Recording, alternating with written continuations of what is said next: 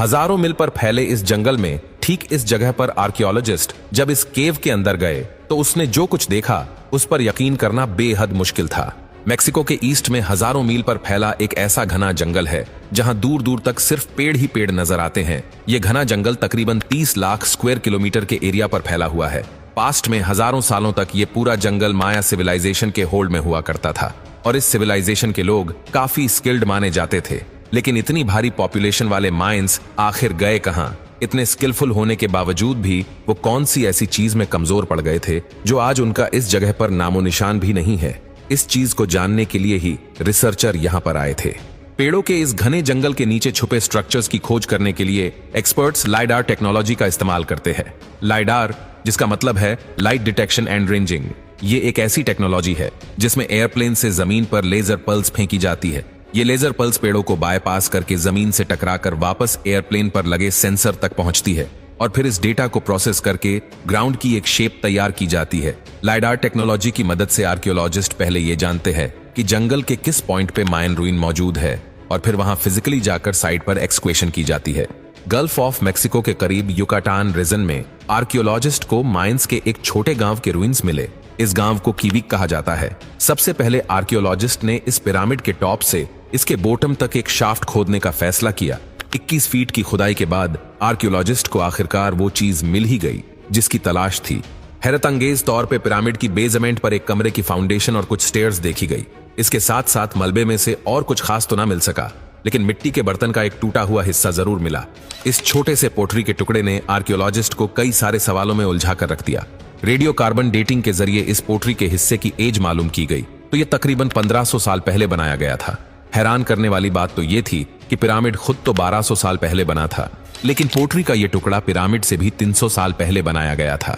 और आर्कियोलॉजिस्ट की नजर में यह किसी भी सूरत में पॉसिबल नहीं है। ऐसा क्यों पॉसिबल नहीं है, ये जानने के लिए हमें इसकी हिस्ट्री को जानना पड़ेगा। हिस्ट्री से मालूम पड़ता है कि युकाटान का यह हिस्सा नद्रण माया में शुमार किया जाता था और ईयर 500 में जब पिरामिड के अंदर का यह चेंबर बनाया गया था तब मायंस यहां आए ही नहीं थे।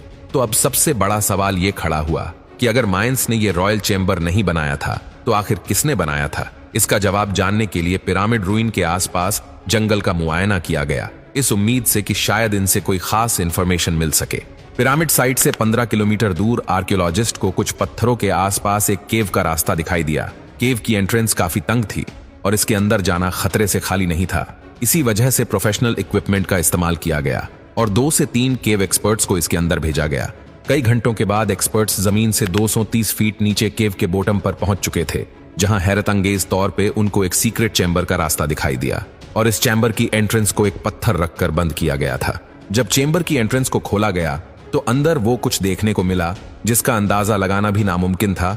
जमीन से 230 फीट नीचे केव के इस सीक्रेट चैम्बर में बहुत सारी इस्तेमाल की गई फायर टॉर्च पड़ी हुई थी, जिनको पहले के दौर में रोशनी के लिए जलाया जाता था। फायर टॉर्चेस के अलावा यहाँ बड़ी तादाद में मिट्टी के टूटे हुए पॉट्स भी मिले। ये पॉट्स के टुकड़े वैसे ही थे जैसे 15 किलोमीटर दूर पिरामिड की बेसमेंट से एक टुकड़ा मिला था।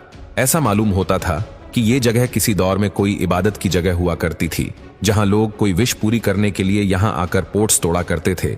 इनमें से कुछ पोट्स के पीसीस को जब दोबारा जोड़ने की कोशिश की गई तो हैरत अंगेज तौर पे एक और हकीकत खुलकर सामने आ गई।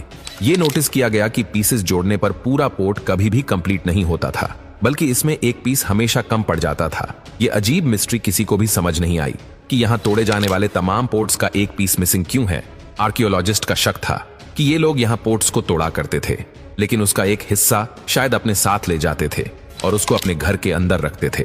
युकाटान रीजन में पिरामिड रूइन के बॉटम से पाया जाने वाला सिरामिक पॉट का यह हिस्सा असल में इसी केव के बॉटम से लाया गया था। ये इस बात का क्लियर एविडेंस था कि कीविक के इस गांव में मायंस के आने से पहले यहाँ कुछ लोग रहते थे जो अपनी रिलीजियस प्रैक्टिस इस केव में जाकर किया करते थे और इनका भी रहन सहन तकरीबन माया सिविलाइजेशन के जैसा ही था।